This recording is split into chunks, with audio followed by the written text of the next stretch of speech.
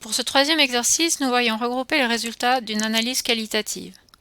On nous demande de donner les équations des réactions réalisées avec les inconnus et la nature de ces derniers. Nous voyons tout d'abord trois réactions. Ont été testés des ions connus, le Cu2+, le Ni2+, et le Cl-. Ils ont été testés avec des réactifs, en l'occurrence avec des OH- ou du Ag+.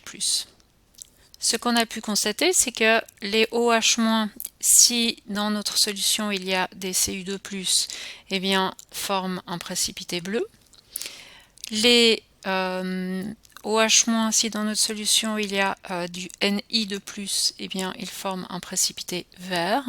Et si on met du Ag+ dans une solution qui contient des Cl-, eh bien, nous obtenons un précipité blanc. Les réactions négatives décrites, eh bien c'est ce qu'on observe si il n'y a pas ion testé. S'il n'y a pas ion testé et qu'on met des OH-, qu'il n'y a pas de Cu2+, eh bien il n'y a pas de précipité bleu. S'il n'y a pas de Ni2+, et qu'on met des OH-, il n'y a pas de précipité vert. Si on met des Ag+, mais qu'il n'y a pas de Cl-, eh bien il n'y a pas de précipité blanc.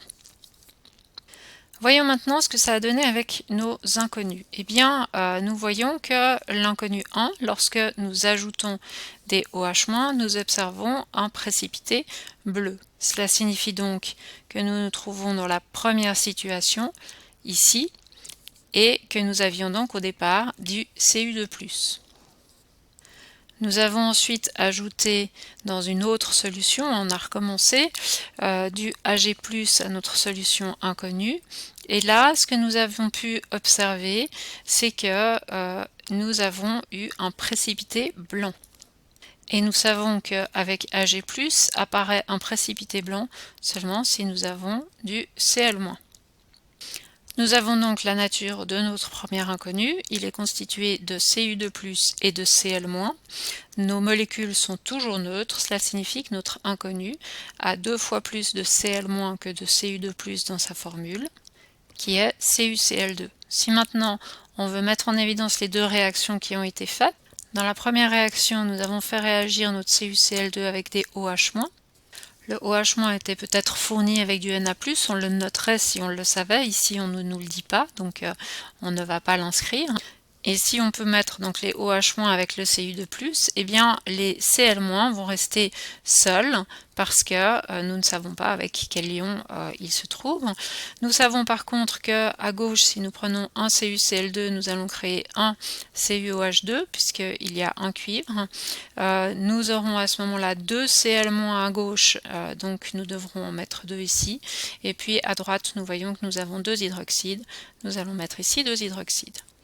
Nous ferions le même raisonnement pour la seconde réaction, c'est-à-dire qu'on repartirait avec notre CuCl2, donc notre inconnu 1, mais cette fois nous le metterions avec du Ag+, qui va cette fois être échangé avec le Cu pour former du AgCl, qui est un précipité blanc, et puis donc libérer des Cu2+.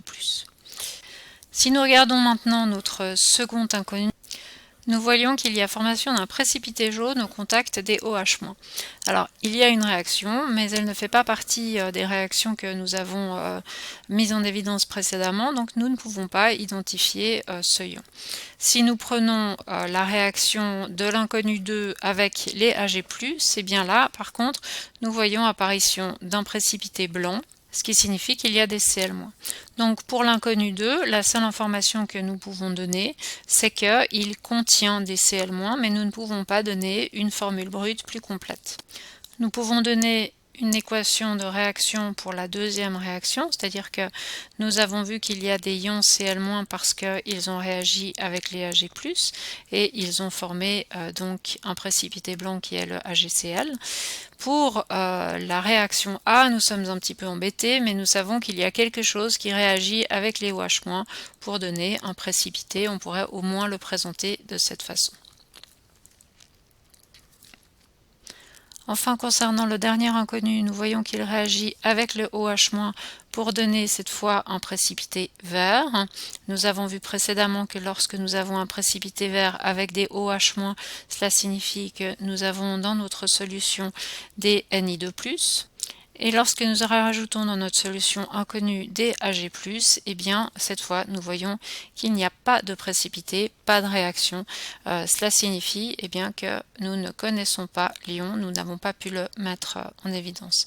Alors, comme pour l'inconnu 2, eh bien, cette fois, nous ne pouvons pas donner une molécule complète. Nous pouvons juste dire que la molécule contient du Ni2+. Et ce Ni2+ réagit avec le réactif OH- pour former du NiOH2 qui est un précipité qui est vert. Par contre, pour l'équation B, eh ben, il n'y a pas de réaction, donc pas d'équation à donner.